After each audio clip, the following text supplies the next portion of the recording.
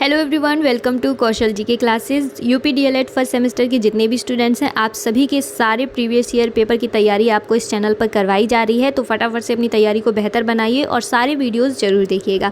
फिलहाल हम लोग एसएसटी के सारे क्वेश्चंस जो हैं वो कवर कर रहे हैं। इसका पार्ट 1 जो है वो आ चुका है। अगर आप लोगों ने अभी तक नहीं देखा है तो जाकर ज़रूर देखिएगा। ये पार्ट 2 है और पार्ट 1 में हम लोगों ने ऑलमोस्ट 20 क्वेश्चन जो है वो कवर कर लिए थे। ठीक है, आज की वीडियो में हम फटाफट से सारे क्वेश्चन देखेंगे क्योंकि फिर टाइम ज़्यादा हो जाता है, वीडियो लंबी हो जाती है और क्वेश्चंस हम लोग कम कवर कर पाते हैं। ठीक है, तो आज की वीडियो में हम ज़्यादा से ज़्यादा क्वेश्चन कवर करने की पूरी कोशिश करेंगे और ये सारे क्वेश्चन हम लोगों ने कल की वीडियो में देखे थे। यहाँ तक हम लोगों ने क्वेश्चन कर लिए थे कि पर्यावरण प्रदूषण के 2 कारण बताइए, यानी कि 20 क्वेश्चन हमने कल की वीडियो में कवर किए थे।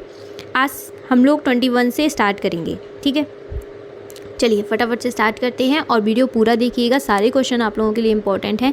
जो भी विद्यार्थी पहली बार चैनल पर आए हैं वो अपने फ्रेंड्स के साथ में, अपने क्लासमेट्स के साथ में वीडियो ज़रूर शेयर करिएगा। ठीक है, चलिए वीडियो स्टार्ट करते हैं। 21 और 2018 में ये प्रश्न पूछा गया है। आप देख सकते हैं, मापन के अनुसार मानचित्र कितने प्रकार के होते हैं? तो मापन के अनुसार 2 प्रकार के यहाँ पर हैं, दीर्घ मापन और लघु मापन मानचित्र। ठीक है, नेक्स्ट क्वेश्चन है, ग्लोब किसका प्रतिरूप है? तो ये पृथ्वी का प्रतिरूप है। ठीक है, आपने देखा होगा ग्लोब रखा रहता है ना। जैसे आप लोग किसी ऑफिस वगैरह में जाते होंगे, वहाँ पर आपको ग्लोब रखा हुआ मिलता होगा। ठीक है, तो वो जो होता है वो पृथ्वी का प्रतिरूप होता है। नेक्स्ट है, नगर निगम की आय के स्रोत लिखिए। नगर निगम की आय के स्रोत क्या होते हैं? संपत्ति व मकान कर, पानी व सफाई शुल्क और वाहन टैक्स। चलिए नेक्स्ट क्वेश्चन कि जिले में परिवार कल्याण के कार्य कौन करवाता है? जो जिला हमारा होता है, यानी कि हमारे डिस्ट्रिक्ट में जो परिवार कल्याण कार्य होते हैं, ठीक है, जो परिवार कल्याण के कार्य होते हैं वो कौन करवाता है? 2018 में ये प्रश्न पूछा गया है। तो जो मुख्य चिकित्सा अधिकारी होते हैं वहाँ के, वो परिवार कल्याण के सारे कार्य जो हैं वो करवाते हैं। फरवरी कितने वर्ष बाद 29 दिन की होती है? 2018 में पूछा गया। तो प्रत्येक चौथे वर्ष। ठीक है, 29 दिन की होती है। क्यों? क्योंकि हर चौथे वर्ष में हमारा लीप वर्ष, चौथे वर्ष को हमारा क्या कहा जाता है? लीप वर्ष कहा जाता है। क्या? लीप वर्ष। ठीक है, तो क्या होता है कि एक दिन बढ़ जाता है। ठीक है, एक दिन बढ़ जाता है और वो एक दिन जुड़ जाता है फरवरी में, यानी कि हमेशा 28 की फेब होती है और हर 4 वर्ष में 29 की होती है। अब आप ये मान लीजिए कि मान लीजिए 4 वर्ष बाद जब 29 की हुई और किसी बच्चे का जन्म 29 को हुआ, तो वो हर चौथे वर्ष अपना बर्थडे सेलिब्रेट करेगा। ठीक है, क्योंकि बाकी के 3 साल तक तो 29 डे मतलब 29 जो डेट है वो आएगी ही नहीं, है ना। तो हर चौथे वर्ष में वो अपना जन्मदिन बेचारा मना पाएगा। तो बहुत सारे ऐसे बच्चे होंगे जो 29 को जिनका वर्थ हुआ होगा। तो 29 जो है वो लीप वर्ष है और जिस हर चौथे वर्ष में ये होता है। चलिए, बोध गया क्या है? वह स्थान जहाँ गौतम बुद्ध को ज्ञान प्राप्त हुआ था। ठीक है, तो जो गौतम बुद्ध हैं उन्हें बोध गया में जो है वो ज्ञान की प्राप्ति हुई थी। ये चीज़ आप लोग याद रखिएगा। हर्ष चरित की रचना किसकी है? तो 2022 में ये प्रश्न पूछा गया है कि हर्ष चरित की रचना जो है वो किसने की है? तो बाणभट्ट ने की है। चीन की दीवार का निर्माण जो है, जो चीन की दीवार है उसके निर्माता कौन थे? तो किंग सी हुआंग जो है वो चीन की दीवार के निर्माता हैं और चीन की दीवार जो है वो सबसे बड़ी दीवार मानी जाती है। 2022 में ये प्रश्न पूछा गया है। बहुत ही इम्पॉर्टेंट प्रश्न है, बहुत बार आपके एग्ज़ाम में आपसे पूछा गया है। तो इन चीज़ों को आप लोगों को ध्यान में रखना है और ये छोटी छोटी चीज़ें आप लोग नोट डाउन करते जाइए, या फिर आप वीडियो 2 से 3 बार भी देखेंगे ना तो आपको याद हो जाएगा। चलिए नेक्स्ट हम देखते हैं क्वेश्चन कि ग्राम पंचायत के 2 कार्य बताइए। 2022 में प्रश्न पूछा गया है। जल संसाधन, सड़क और भवनों का रखरखाव और स्थानीय कर संग्रह। चलिए नेक्स्ट क्वेश्चन, सड़क यातायात संबंधी 2 प्रमुख नियम बताइए। गति सीमा में चलना और सिग्नल का पालन करना। सिग्नल आपको दिखाई देते हैं ना, 3 लाइट यहाँ पर जलती हैं, रेड, ग्रीन और येलो। तो इन सिग्नल्स का आपको पालन करना है। अगर आपको रेड लाइट दिख रही है तो आप लोगों को रुक जाना है, ये नहीं गाड़ी भूं भूं भूं बस निकाले चले जा रहे हो। ठीक है, रुकना है, वहाँ पर स्टॉप होना है। नेक्स्ट आपका क्वेश्चन है, अक्षांश रेखा किसे कहते हैं? 2022 में ये प्रश्न पूछा गया है। तो भूमध्य रेखा के उत्तर दक्षिण दिशा में खींची काल्पनिक रेखाओं को हम अक्षांश रेखाएं कहते हैं। ठीक है, आई होप अक्षांश और देशांतर रेखाओं के बारे में आपको पता होगा। जैसे कि ये मान लीजिए ठीक है। ये जो बीच की रेखा होती है जो बराबर भागों में बांटती है वो हमारी कौन सी रेखा होती है? ये हमारी होती है भूमध्य रेखा। ठीक है। इसी को हम लोग विषुवत रेखा के नाम से भी जानते हैं इसको, इसी को हम लोग काल्पनिक रेखा भी कहते हैं। ठीक है। इसी को हम लोग भूमध्य रेखा और विषुवत रेखा कहते हैं। अब जो अक्षांश रेखाएं होती हैं वो कौन सी होती हैं? ये होती हैं। ठीक है। ये जो रेखाएं होती हैं ये हमारी कौन सी होती हैं? जो आपसे पूछा गया अक्षांश रेखाएं। ठीक है। और ये जो होती हैं ये वाली रेखाएं, ठीक है, ये रेखाएं कौन सी होती हैं? ये होती हैं देशांतर रेखाएं। ठीक है। इतना आपको समझ में आ गया कि ये जो लंबी लंबी होती हैं ये आपकी होती हैं देशांतर रेखाएं, और ये जो सीधी सीधी लाइन होती हैं ये होती हैं हमारी अक्षांश रेखाएं। चलिए नेक्स्ट क्वेश्चन देखते हैं। इतिहास की एक परिभाषा लिखिए। तो इतिहास की एक परिभाषा लिखने को ज़रूर आ सकती है क्योंकि बहुत बार आपके एग्जाम में आ चुकी है। तो अगर आप कोई भी परिभाषा याद कर सकते हैं छोटी से छोटी तो आप वो याद कर लीजिएगा। ठीक है। जैसे कि प्राचीन घटनाओं का क्रमबद्ध वर्णन ही इतिहास है, या फिर और भी जो भी आपको सिंपल परिभाषा लगती है आप वो याद कर सकते हैं। नेक्स्ट क्वेश्चन है जीवाश्म किसे कहते हैं? ये भी 2022 में आपसे पूछा गया है। प्राचीन जीवों के अवशेष या छाप जो चट्टानों में सुरक्षित हैं उन्हें हम जीवाश्म कहते हैं। ठीक है। जो प्राचीन जीव थे उनके अवशेष या उनकी जो छाप है जो चट्टानों में सुरक्षित है उन्हीं को हम लोग क्या कहते हैं? जीवाश्म कहते हैं। देखिए बहुत ही क्यूट सा, बहुत ही छोटू सा यहाँ पर कौशल जी की क्लासेस का लोगो आपको दिखाई दे रहा हो तो आप लोग चैनल को सब्सक्राइब ज़रूर कर सकते हैं। वीडियो अच्छी लगी तो एक लाइक करके ज़रूर जाना। आपका जो भी ओपिनियन है, ठीक है, वो आप कॉमेंट में ज़रूर बताइएगा। पाषाण काल को कितने भागों में बांटा गया है? 2022 में प्रश्न पूछा गया है। तो इसको बांटा गया है 3 भागों में। इस चीज़ को आप लोगों को ज़रूर याद रखना है, बहुत इंपॉर्टेंट क्वेश्चन है। ठीक है। पाषाण काल को कितने भागों में बांटा गया है? 3 भागों में। पुरा पाषाण काल, मध्य पाषाण काल और नवपाषाण काल।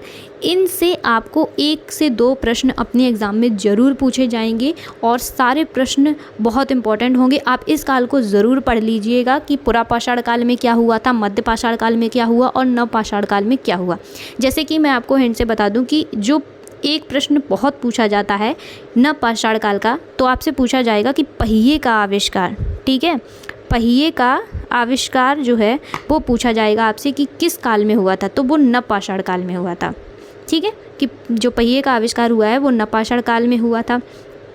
ऐसे ही करके बहुत सारे ऐसे प्रश्न हैं जो आपसे हर काल के पूछे जाएंगे। सबसे पहले तो कि पाषाण काल कितने भागों में बांटा गया है, या फिर पाषाण काल जो है वो कितने प्रकार होते हैं उसके, तो इस तरीके से आपसे पूछा जाएगा। इनको आपको याद रखना है। चलिए बढ़ते हैं अपने नेक्स्ट क्वेश्चन की तरफ।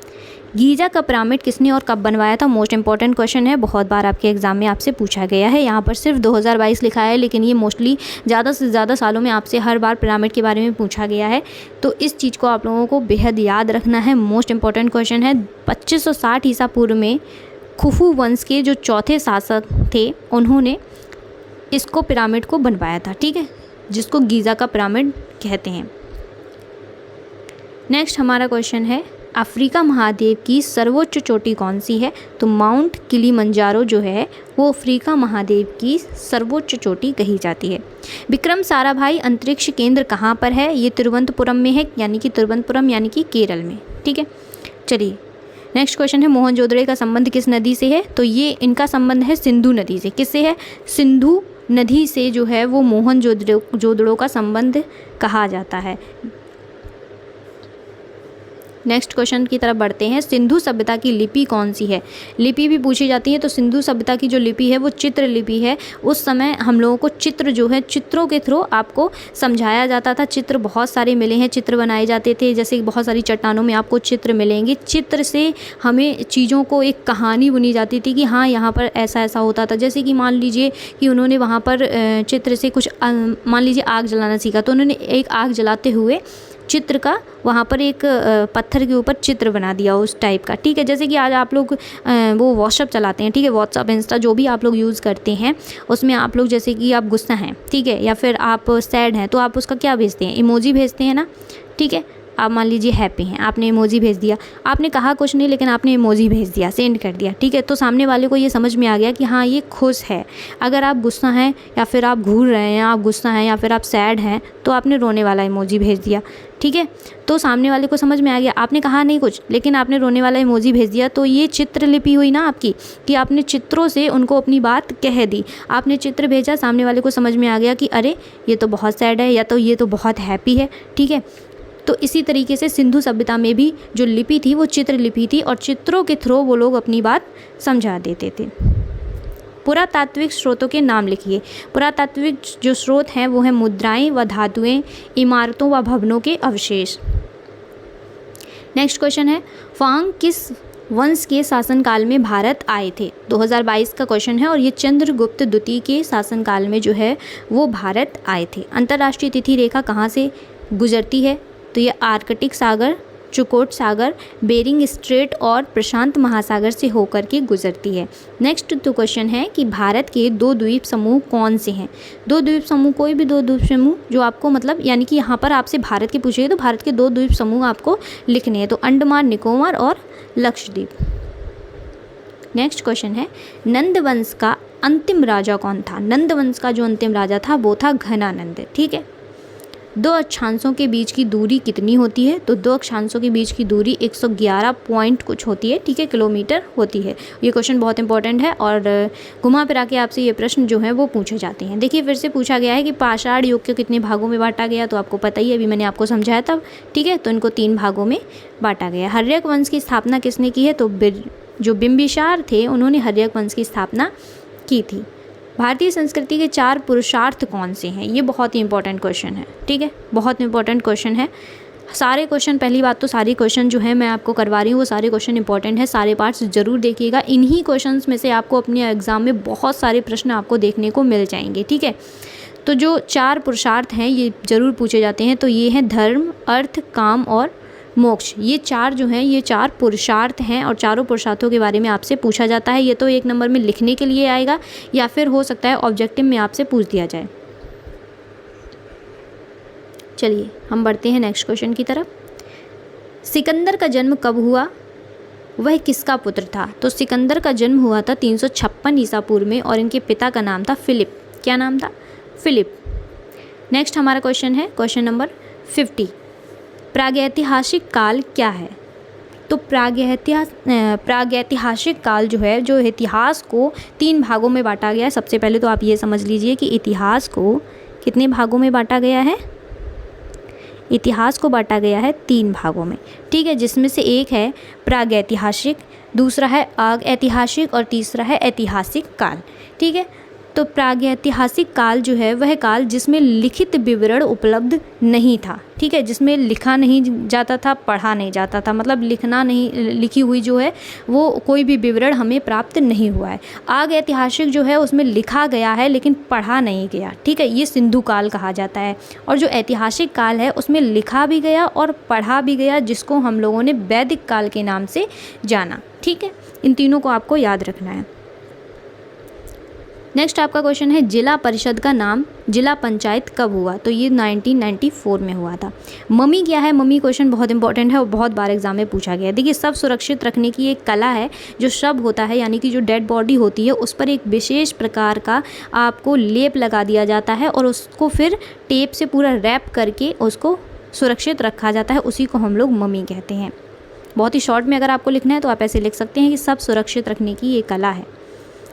किन्हीं 2 नदी घाटी सभ्यताओं के नाम बताइए। सिंधु नदी घाटी और मेसोपोटामिया। हड़प्पा की खुदाई के जनक कौन है? तो दयाराम जो साहनी है वो हड़प्पा की खुदाई के जनक कहे जाते हैं। मेसोपोटामिया का अर्थ बताइए। 2 नदियों के बीच का जो क्षेत्र है उसको मेसोपोटामिया की सभ्यता कहा जाता है या उसका अर्थ कहते हैं। मेसोपोटामिया की सभ्यता किन नदियों की घाटी से विकसित हुई थी? तो ये क्वेश्चन बहुत बहुत इंपॉर्टेंट है। मैं यहाँ से यहाँ तक मोस्ट लिखती जाऊँगी, ये इतना इंपॉर्टेंट है। इस तरीके से आप समझ लीजिए। ठीक है, तो ये जो दजला फरात नदियां हैं इनकी घाटी में, ठीक है, मेसोपोटामिया की सभ्यता दजला और फरात नदियों की घाटी में विकसित हुई थी।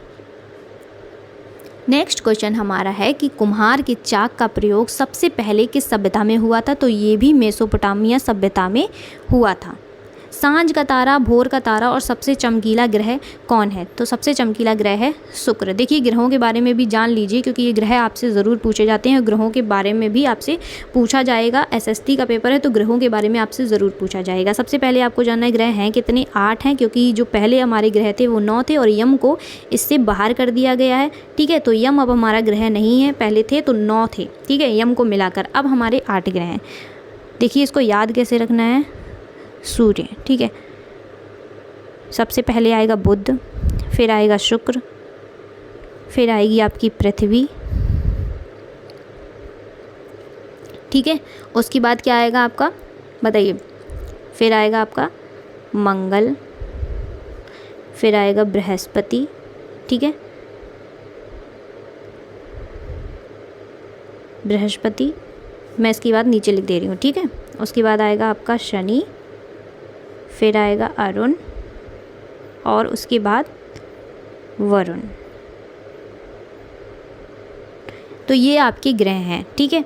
अगर आपसे पूछा जाए कि सूर्य के सबसे निकट ग्रह कौन सा है तो बुध है, पृथ्वी के सबसे निकट ग्रह कौन सा है तो शुक्र है। और शुक्र को हम लोग सांझ का तारा, भोर का तारा भी कहते हैं, ठीक है। इसको हम लोग सबसे चमकीला ग्रह के नाम से भी जानते हैं। ये पृथ्वी की बहन के रूप में भी माना जाता है, ठीक है। अगर आपसे पूछा जाए पृथ्वी की बहन के रूप में किसको जाना जाता है तो वो भी आपका शुक्र ही होगा, ठीक है। तो ये आपको याद रखना है। और दूसरी चीज़, आप इसको याद कैसे रख सकते हैं, देखिए आपके जो डेज़ होते हैं, ठीक है, यानी कि दिन होते हैं, सप्ताह के दिन होते हैं, उस तरीके से आप याद रख सकते हैं। इसको आप बुध से स्टार्ट कर सकते हैं, ठीक है। बुध के बाद आप बृहस्पति छोड़ दीजिए, एक एक छोड़ते चलिए, बृहस्पति छोड़ दीजिए, शुक्र आ जाएगा, ठीक है। फिर आपका शनि छोड़ दीजिए, संडे को आप लोग पृथ्वी के रूप में मान लीजिए, ठीक है, क्योंकि हम लोग संडे को छुट्टी मनाते हैं, कहाँ मनाते हैं, पृथ्वी ग्रह पर, ठीक है। और पृथ्वी ग्रह पर ही जीवन पाया जाता है। तो इस तरीके से आप लोग याद रख सकते हैं कि संडे को हम लोग पृथ्वी मानेंगे, फिर सोमवार छोड़कर हम लोग मंगल, फिर बुध छोड़कर बृहस्पति, शुक्र छोड़कर शनि, ठीक है। उसके बाद अरुण, वरुण। सबसे छोटा ग्रह होता है वो होता है बुध, सबसे बड़ा ग्रह होता है बृहस्पति, सबसे पास ग्रह होता है सूर्य के बुध, सबसे दूर होता है वरुण। बस इतना आपको याद रखना है। जो भी इम्पोर्टेंट था वो मैंने आपको सारा बता दिया। बाकी शुक्र के बारे में बहुत पूछा जाता है कि सांझ का तारा, भोर का तारा, चमकीला तारा, पृथ्वी की बहन, तो ये सब पूछा जाता है। और पृथ्वी की सबसे निकट ग्रह तो शुक्र, ठीक है। तो इस तरीके से आपको याद रखना है। डेज से आप लोग बहुत आराम से याद रख सकते हैं और बुध से आपको स्टार्ट करना है, ये भी आप लोग याद रखिएगा। आई होप आपको समझ में आ गया होगा ग्रहों के बारे में बहुत ही अच्छे तरीके से, और अब आप भूलेंगे नहीं। 8 ग्रह टोटल हमारे कितने हैं, 8 ग्रह हैं, ठीक है। चलिए बढ़ते हैं नेक्स्ट क्वेश्चन की तरफ। पृथ्वी का उपग्रह कौन सा है तो पृथ्वी का उपग्रह जो है वो चंद्रमा है, ये आपको याद रखना है। नेक्स्ट आपका क्वेश्चन है उल्का पिंड क्या है। छोटे पिंड जो वायुमंडल में घुसते समय चमकते हैं वो हमारे उल्का पिंड कहलाते हैं। 2019 में ये प्रश्न पूछा गया है। चलिए फिलहाल आज की वीडियो में हम लोग 60 क्वेश्चन ही कवर करेंगे। वीडियो बहुत काफ़ी लंबी हो गई है। बाकी आप लोग नेक्स्ट जो पार्ट आएगा उसको ज़रूर देखिएगा। जो भी विद्यार्थी पहली बार इस चैनल पर आए हैं, वीडियो अगर अच्छी लगी तो एक लाइक करके ज़रूर जाइएगा। आपका कोई भी ओपिनियन है या फिर किसी भी सब्जेक्ट पर आप वीडियो चाहते हैं तो आप लोग कमेंट करिएगा। आज की वीडियो कैसी लगी एक कमेंट करके ज़रूर बताइए। आपका एक कमेंट बहुत बहुत मोटिवेशन देता है। चलिए मिलते हैं नेक्स्ट वीडियो में, तब तक के लिए नमस्कार।